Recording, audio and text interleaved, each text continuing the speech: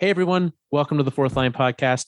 This week's episode, in light of everything that's happened with Chicago Blackhawks this week, is not your usual episode. We have great interview with someone from the Calgary Communities Against Sexual Abuse.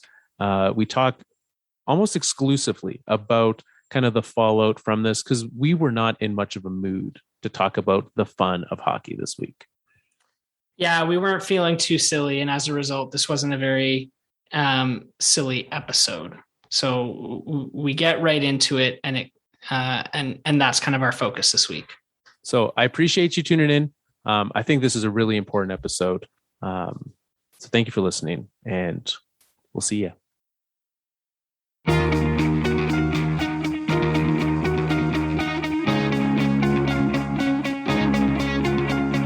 Three, 2, 1. Welcome to the Fourth Line Podcast, part of Full Press Radio. This is November the 2nd, 2021. With you today is myself, Carl, and Stevie Nick. And you've got us for a bit of a somber episode today, I think. We're coming a day late to you, mostly because of what our guest that we have on later. It worked better for today. It worked better for a number of reasons, but we're coming a day late, but in no way less heavy of an episode. No, and it's insane. I mean, we were saying this before we even started recording, how long this week has felt because of how much has happened since the last time I spoke to you. Exactly. I mean, it was a wild week, and just I think for a lot of people in the hockey community, a very difficult week.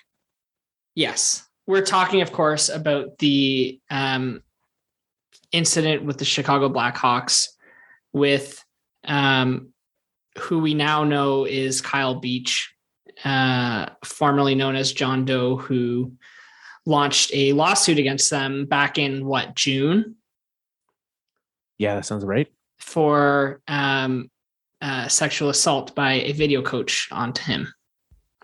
Yeah. And so this kind of all came to a head this week, starting with the release of the report from the NHL's investigation into the incident. And then the subsequent fallout of that. I guess in part, right, the reason there's fallout is because the report was pretty damning in the facts that came out as part of it. Yes, it was. And the language was very clear, which I think made it a very hard report to read. I don't know how much of it you read, Carl. I read a little bit of it. It was pretty hard to stomach, I think. And, that's, I think, what started to trigger the domino effect that we saw this week. Yeah, and I think what was very blatant in reading that report was how much, to me at least, in reading it, in all of this, right? This will become a trend, I think, unfortunately, as we go through. But just the lack of, a word that we'll use later, empathy, right? Yeah. The lack of care and the amount that was put aside for what would by them be labeled the greater good, right?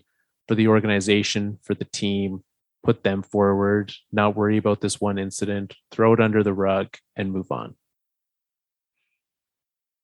Yeah. And that's essentially what this report laid out.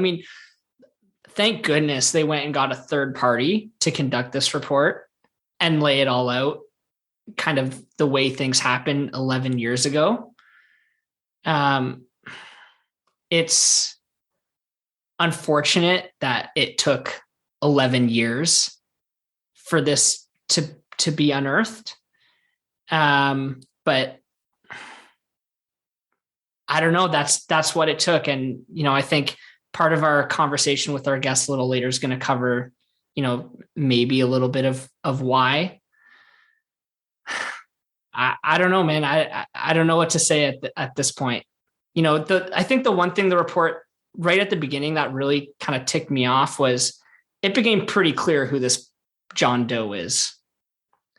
Or it made it very easy for you to look it up, right? And that was one of the first things Kyle Beach said in his interview on TSN was, they all but outed me. Right.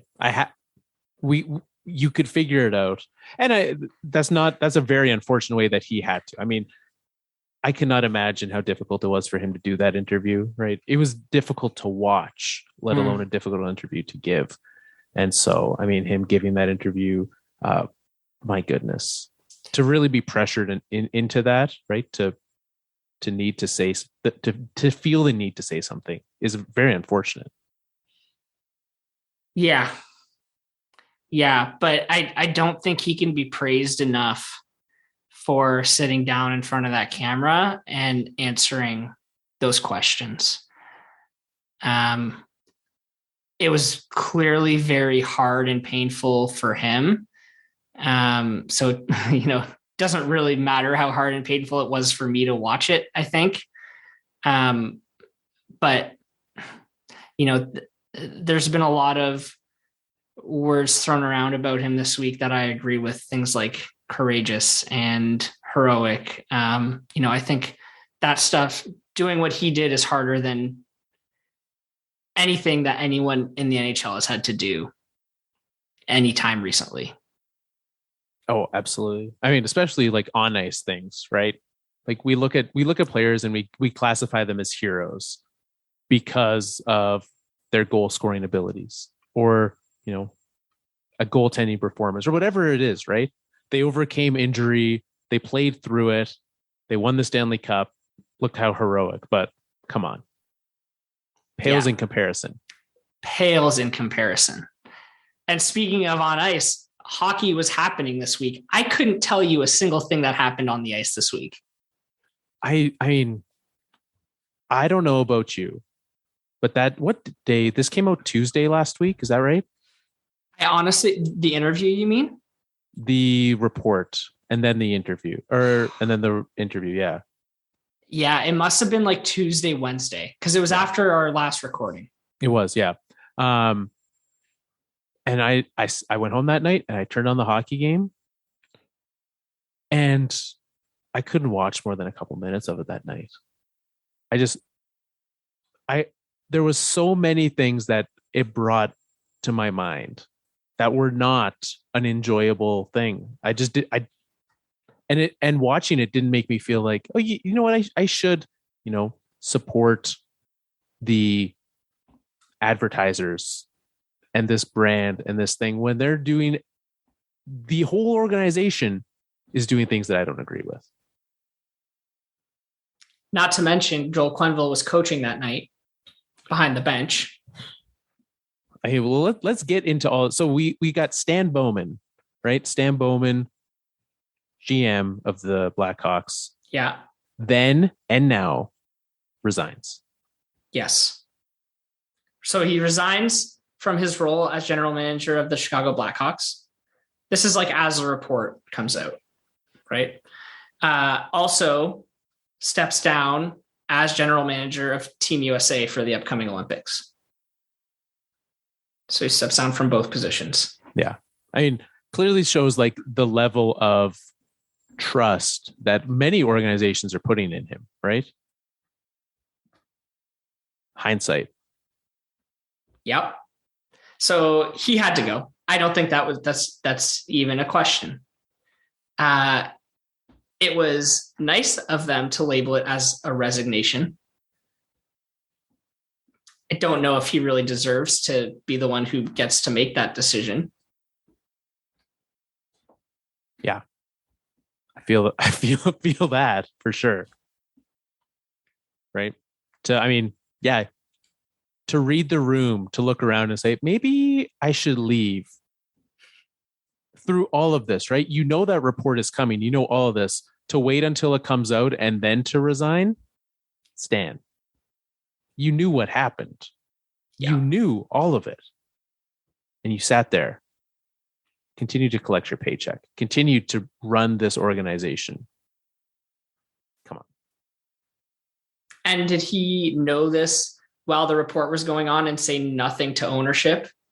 Like when they launched this third party report, was he not like, hey guys, look, there's going to be some stuff that comes out here that's not going to look good? So they were like, okay, fine, just keep doing your job until everything's complete and we'll go from there. Like there probably should have been why don't you take some time off right now until this all gets sorted through? And if it all looks good, you can come back. At best, right? At best, that's the conversation that should have happened. Didn't. Right? Didn't. So then we've got the next day, the NHL comes out with their punishment. $2 million fine. $2 million. And I think the most infuriating part of that punishment is the fact that when it was reminded and brought up that the punishment for the cap circumvention that the New Jersey Devils did with Ilya Kovalchuk was $3 million and draft picks.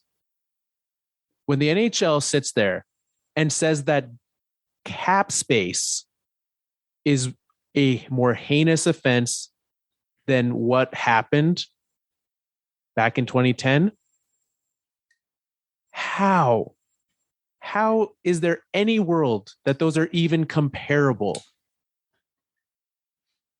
Pretty disgusting. It's like,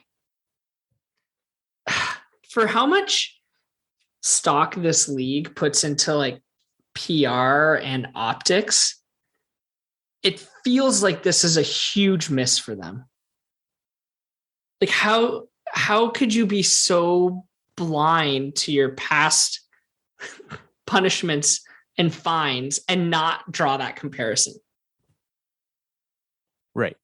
That there was not someone else in the room to say that. I mean, even if you're only concerned with optics and how you look, which they clearly are, we know the NHL very well at this point, right? They're pretty concerned with how they look. You look pretty bad. Oh, and it only gets worse from there. Because Joel Quenneville coached that night that the report dropped. Again, not a good look. No. Considering he was named in that report. Coach of the team at the time. Yeah. Head coach. Yep. Yeah. Not a good look there. Not a good look with the fine. And then, the interview happens. And I think the interview changed a lot of things because you can read words on a page and you can be told a story secondhand or third hand. But I don't think you really feel the full extent of the situation until you see and hear Kyle Beach tell his side of the story. And I think that made it very real, and it grounded it in humanity, really. Yeah, absolutely. I mean, you got the truest understanding of what happened, of the impact that it had when you hear the victim describe it themselves, right?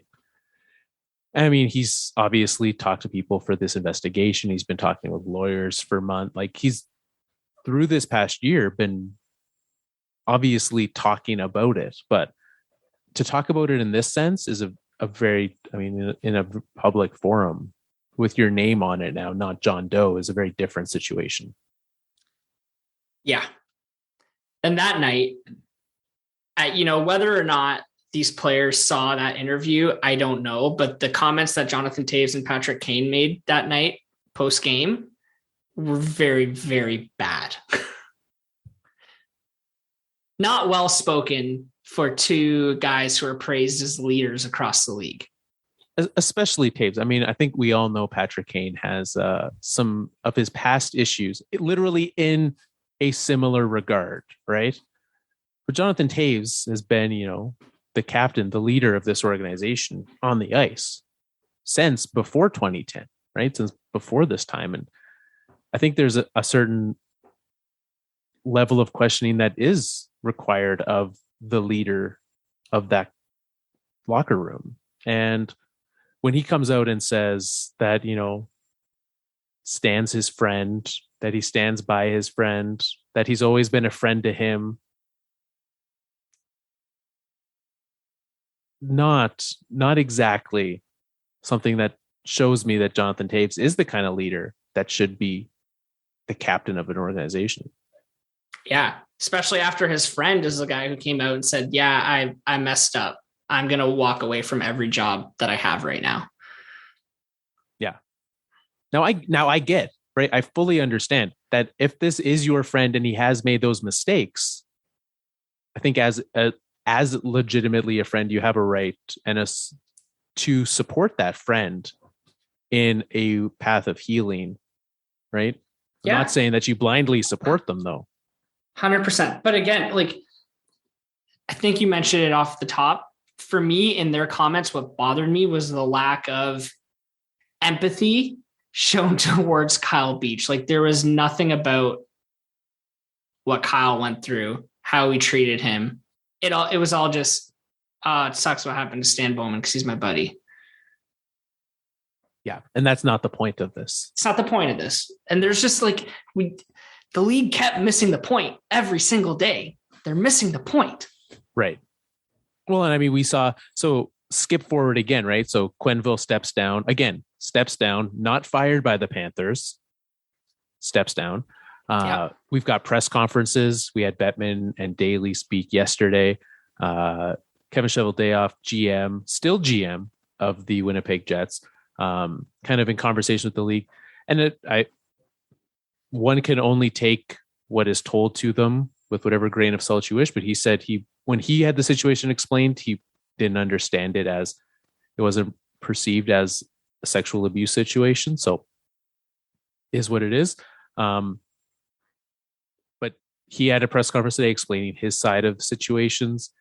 And when this becomes all of this, right, it's all optics. These press conferences are not opportunities for paths forward. This is opportunities for optics. Yeah, 100%. And I think our lawyer commissioner and lawyer deputy commissioner are pretty good at manipulating their language to optically make them be in a better position, or legally make them seem to be in a better position. But like, I heard Bill Daly refer to what happened to Kyle Beach as the event. Like, it's a single word, but come on, man, call it what it is. It's not an event. Sure, maybe it's the event in the context of the legal matter and the legal document, but we're kind of past that at this point. We all know what happened. Yeah. You can acknowledge that what Kyle went through was more than an event. An event is like the Winter Classic. Like, this isn't an event. No, not in the slightest. So choice of language, I think, by those two in particular, but it does extend to other parties. All plays into this lack of empathy, this lack of understanding, this lack of support that Kyle Beach is getting from the league. Absolutely. Well, and so the question that I have here, I mean, we've talked about what's happened, but what do you think there's the correct path forward and the likely path forward, but where do you think the league can go from here? I mean, we've seen this. I think it would be foolish or naive to think that this is the only incident like this that's happened in the NHL history, let alone with a player who's in the league right now. What do you think the league does next to appropriately move forward from this? Man, I don't know. It's got to be more than the memo they just sent to all the teams saying, hey, by the way, here are the protocols for when something like this happens. Like, it has to be more than that. I think they need to find a way to support Kyle Beach in a more tangible way than they're doing right now. I think they need to find a way. They need to change this culture around the game and in the locker rooms about winning over everything, team over everything. The individual doesn't matter as long as the team succeeds. I don't know how to go about doing that. I have to admit, I'm not an expert there, but they need to start working on that. And you know what? Like everyone knows it's there. Like Carl, we joke about it, right? We joke about someone's going to sign Evander Kane because he's a good hockey player. Like we know it's all going to happen. We know these teams care more about winning than everything else. And that needs to change because that's what happened here. Yeah. Well, and I mean, as soon as you said we joke about it, got a little sick, but like, I think maybe that is part of the issue as well though, right? Is that, I mean, cause we as, I mean, whatever role of hockey media you put us under, right? As much as we, as fans, right? Like we poke fun at the fact that the league makes these terrible choices, right? The teams make these terrible choices and the league just backs them up, right? The league throws a $2 million fine, which for a team like the Chicago Blackhawks that are worth hundreds of millions of dollars, a $2 million fine is nothing.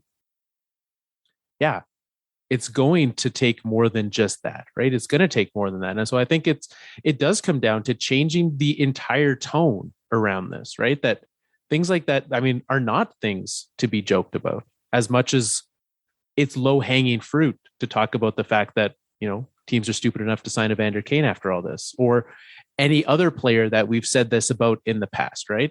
This is not the only player that's gotten second chances when they've done things that are inappropriate. And we continue to condone it through inaction, really. Well, yeah. I mean, what's the commentary? It's not just by us. I'm talking about in general now, like when the Habs go and pick that kid number 31 overall, and everyone goes like, oh, are you really surprised? He's a good hockey player. Yeah. So when this exact thing, right? Sexual abuse happens with him. So yeah. So like, how are things going to change? I don't know. I do know that we've had the same people, the same players at the top for too long, and nothing's changed in that time. So maybe that's where it has to start. Well, and I think when you alluded to our guest, I think it will shortly get to our guest. We had a really great conversation earlier today with Danielle Aubry from Calgary Communities Against Sexual Abuse. And I mean, she talked a lot about how change comes from the top, right? And it comes down to how much are these owners willing to put up with the way that Gary Bettman and team handled this situation. If they're okay with it, then they're going to keep him around.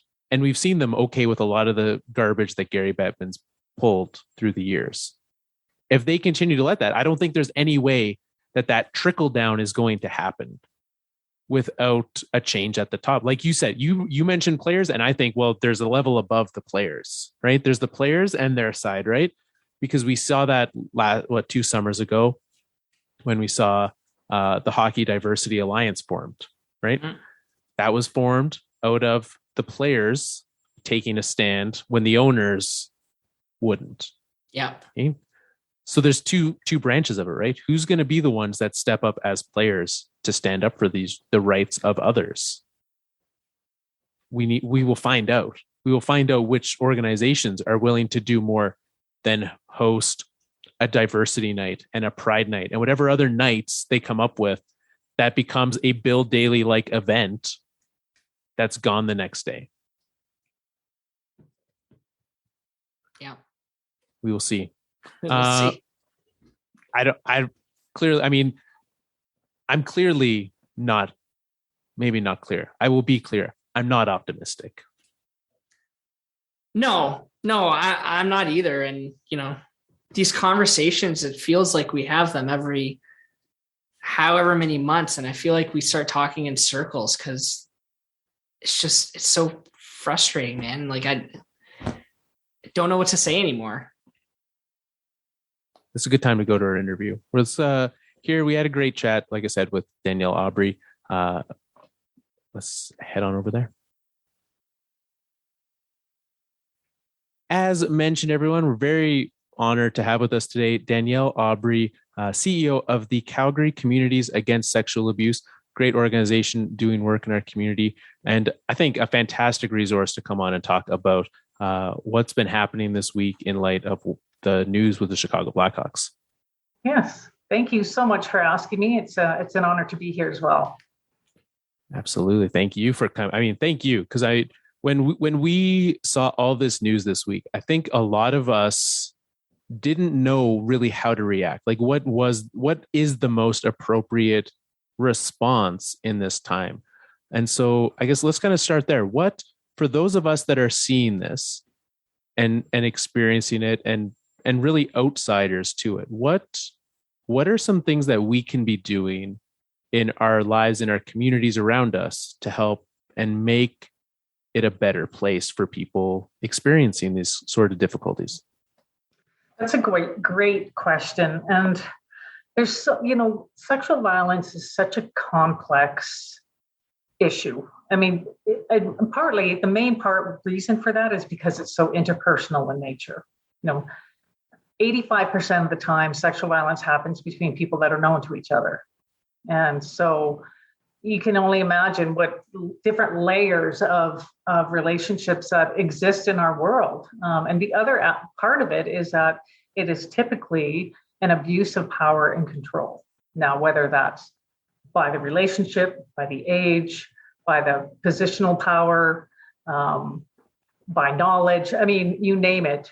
However, someone might be more powerful than the other person, it is them abusing that dynamic so that they can access that person and abuse them in the way that they choose to abuse them.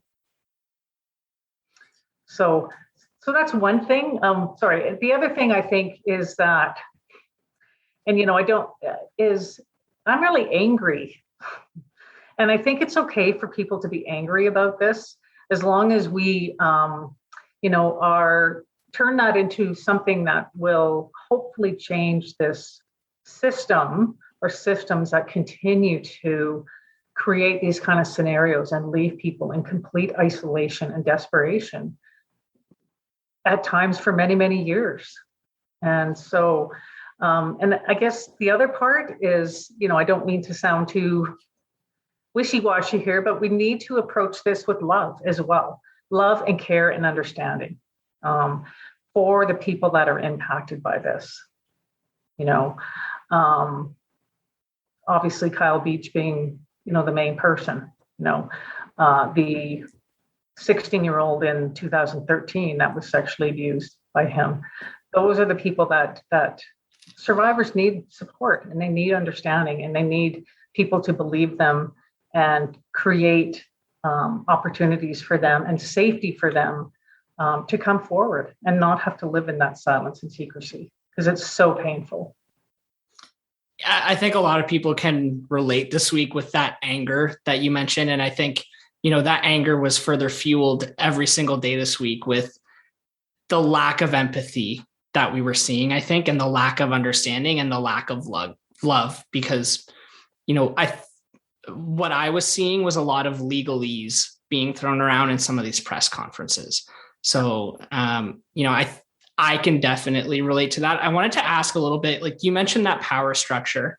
Mm-hmm. And I just want to ask about that, because that kind of inherently exists. If we're talking about hockey, there's always going to be coaches, referees, players, management, whether it's at the NHL level, whether it's, at my local rink down the road, minor hockey.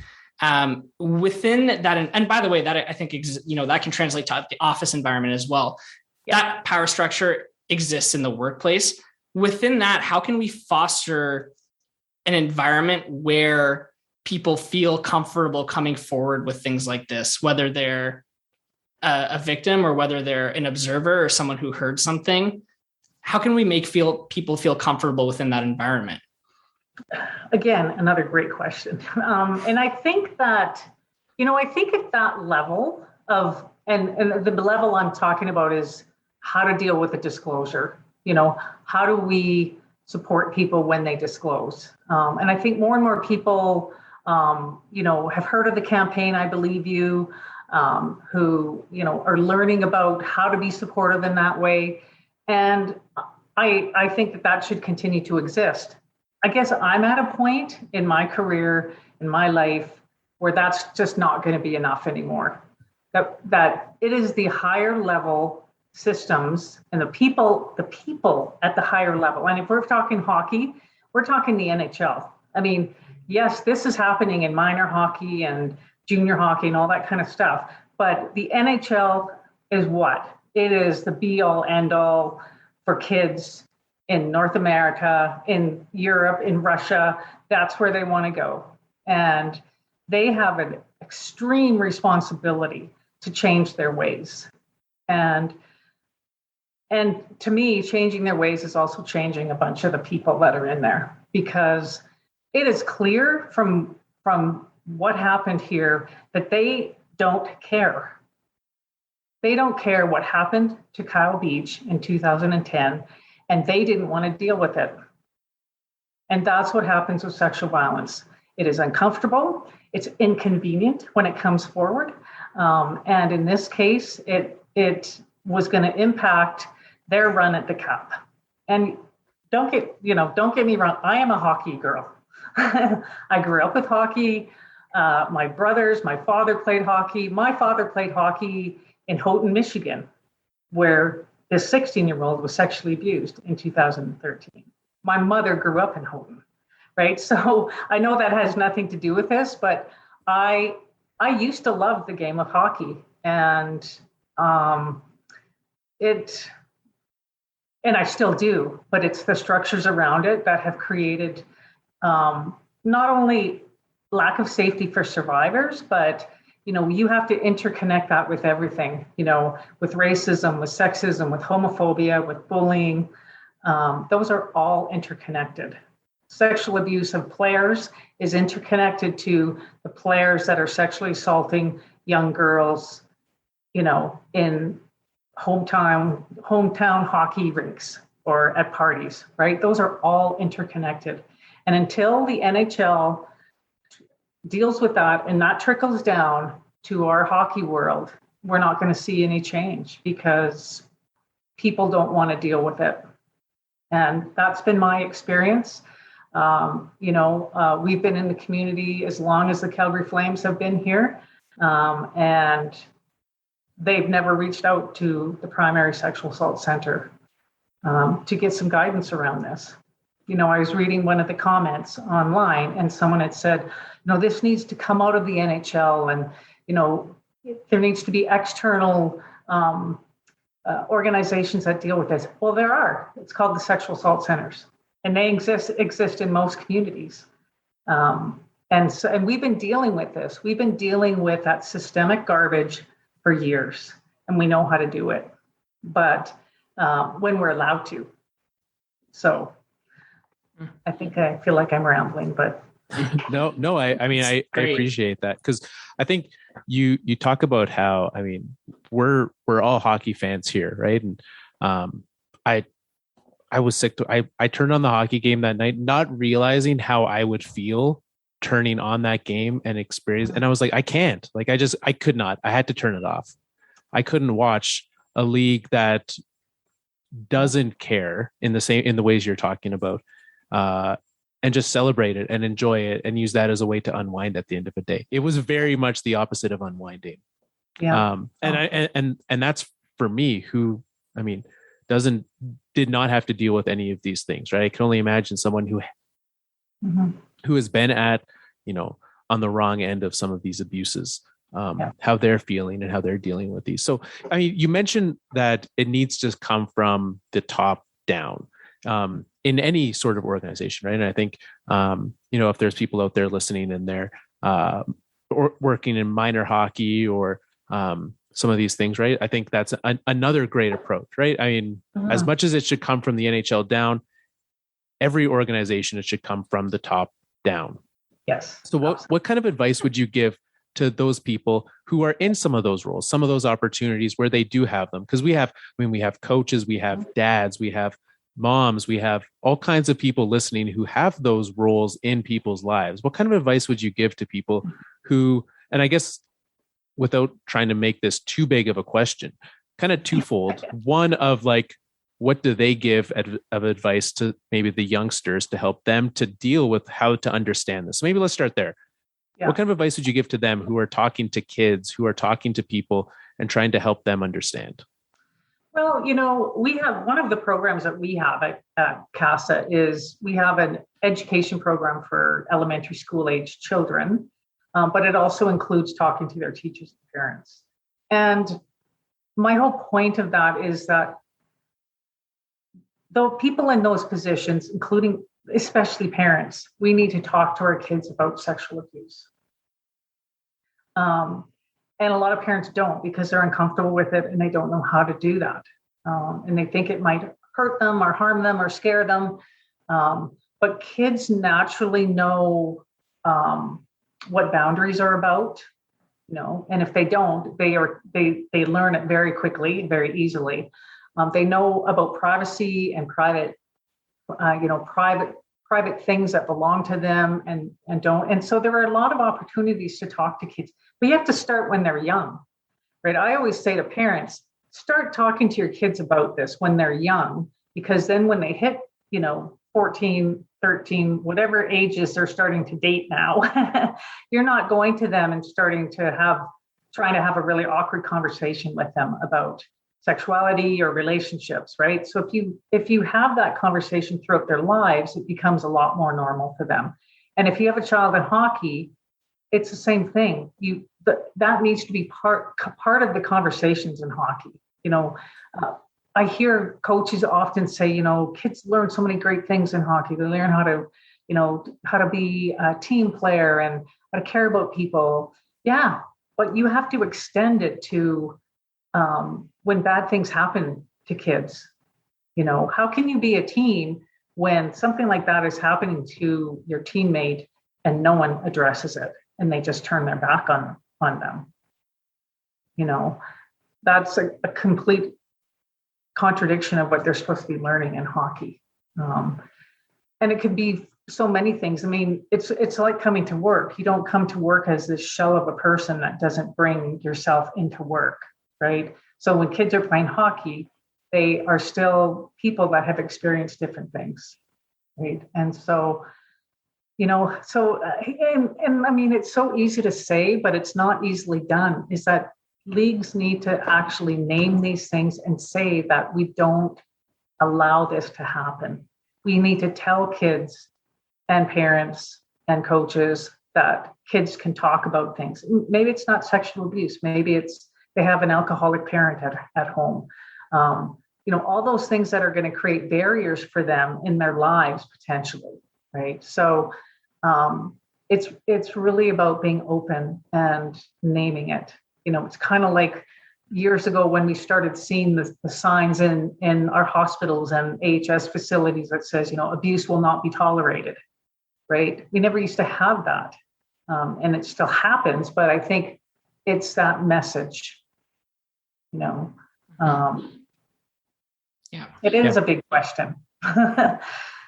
Yeah. There's a lot to it. And I think, that kind of answers both parts, right? Because I think that same thing that you would do for a kid is the same thing you would do as part of an organization, right? That openness and kind of creating, not just saying like you can talk about it, but actively creating those situations where it is talked about. Exactly. And because a big part of talking about sexual abuse is being sort of in tune with kids and, looking at their nonverbal messaging, right? And checking into those, right? But a child who is on a hockey team and has this goal and someone begins to sexually abuse them, we don't even, we've seen it time and time again, how that just completely shuts that kid down, right? Kid or a 20-year-old, right? It's the same thing, it's the same dynamic. And so though that kind of thing needs to be told and said, and like, we won't tolerate this.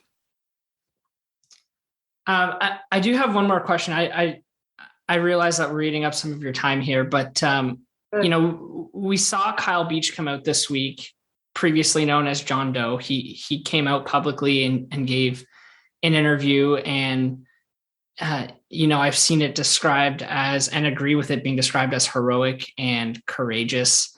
And we can only hope that empowers others who have experienced similar things to do the same.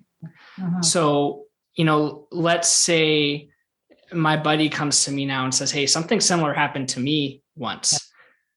What can I do to make my friend feel supported in that moment and in the days that follow there? Yeah. Well, and, you know, I referenced the I Believe You campaign that came out from our Provincial Sexual Assault Association a couple of years ago. And, you know, those 3 simple words mean so much, you know, so that's where you can start, you know, because people are afraid of it. I'm going to say the wrong thing, or, you know, I'm going to say something that shuts them up and they're not going to talk about it anymore. I believe you. I believe you. I'm glad you told me that. You know, and you can even say, I'm not really sure how to support you, but I will walk through this journey with you. You know, I mean, the 2 of you found CASA, which is awesome. You know, there are agencies like CASA in most communities in Alberta. And, you know, just telling them that you care about them and that it's not their fault. I mean, you cannot say it's not your fault enough. And if they finally say, okay, quit saying that to me, then you know you've said it too many times. But it's so important because, you know, you saw Kyle Beach and how isolated he felt, how alone he felt. He talks a lot about that. And if people are at the point where they're disclosing to you, then that's a huge privilege. It's a huge privilege. But it's also okay to tell them that it's sort of like, for the ones that I always want to make sure that our message to people that haven't come forward is that it's okay. And it doesn't mean they're not courageous, right? It takes a lot to take that step. And some people just aren't there in their lives. So it's also courageous to try and self-preserve. And if you know, but I think, again, the messaging that Carl asked about, like, it's incumbent on us to make it safe. You know, hey, you know, if you ever have anything like that to tell me, I'm here. You know, I'm here to support you. I don't know. Does that make sense, Nick? Yeah, no, that was a great answer. Thank you. Yeah. And I mean, so I know we have listeners not just across Canada, but, you know, worldwide. And so I do encourage people to reach out and find. I mean, I think now, when you don't need it, is a great time to know where to go when you do need it. So I would encourage you, I mean, put the show on pause, go and find that out, right? See who is in your community, places that you can support, can reach out to for help. For those of you that are, I mean, in and around Alberta, in the Calgary community, can you just share where they can find more about the work that CASA is doing? Yep. And at our website at www.calgarycasa.com. And our provincial association has all the listings of the centers across Alberta, and that's aasas.ca. That's Association of Alberta Sexual Assault Services. And they can show you a map of Alberta and where the local resources are. And we also have the one line for Alberta, one line for sexual violence, and that CASA answers that. In the south, and the Edmonton Sexual Assault Center answers it in the north. But and also, you know, you can the other message I think that's really good to give people is, you know, if you tell someone that they don't believe you, tell someone else. I mean, particularly for kids, we tell them that if you tell someone, go and tell someone else. You have a right to be believed. So. And honestly, I could talk about this for 3 hours, but I know that I've taken a lot of your time up, but just so passionate about it. And I've dedicated my life to this kind of work. Sexual violence is sort of like one of the last bastions of the kind of violence that we don't like to talk about, you know, because it's so personal for all of us. It's you know, it's connected to our sexuality only because it's used as a tool to harm us. And so it's violence. And regardless if it happens to you when you're 5 or 55. It's the same dynamics. So I very much appreciate you taking the time. I mean, you say you took enough of our time. It's the most valuable of time that we could give. So I thank you for coming on. Thank you for the work that you and your organization do, supporting people in our communities. So thank you. I'm not sure what else can be said after that conversation, Nick. Yeah. Big thank you to Danielle for coming on and chatting with us. I think she gave some very thoughtful and very insightful commentary. So I'm very grateful that she took the time to come chat. Absolutely. And I don't know if you've noticed, Nick, there is other news that happened in the NHL this week that's not like this. Right? There were games that happened after this last, what for us has been, an hour plus of talking about this. I'm not fully in the mood to talk about like, hey, let's make fun of the Leafs for signing Morgan Rielly. That can wait till next week. Morgan Rielly's contract will still be signed. I mean, it's definitely still going to be signed next week. Yeah. I think after everything that's happened this week, contracts and, players being sent down feels very small and unimportant. Yes. So we are going to do the rare thing where we're just going to call the show here. We are still going to pick our Pavel Bure. So as much as we do not want to, we still want to give something for you as we go throughout the week to be listening and watching for. So we'll pick those games. These are must watch games of the week. We play high sticking over on Twitter, which has been a very incredibly difficult game for people. It is because we removed the assists. We removed the assists, and literally the only point that was handed out this week, there was one point that was handed out, and that was on Duncan Keith's game winner last night against the Kraken. Who picked Duncan Keith? That would be Mike Bond of Scuttlepuck podcast. So well done, Mike. Yeah. So good on him. But this is not an easy game. And in light of all the things, it also doesn't really feel entirely appropriate to hand out a prize today. Do you want to push that to next week? Agreed. Let's hand out a prize next week. All right.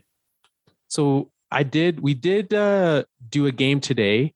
It is the Coyotes, who still do not have a win, against the Philadelphia Flyers. That was today's game, which brings us to Wednesday. Is there a game on Wednesday? There's only, 4 games on the schedule. Is there a game that stands out to you?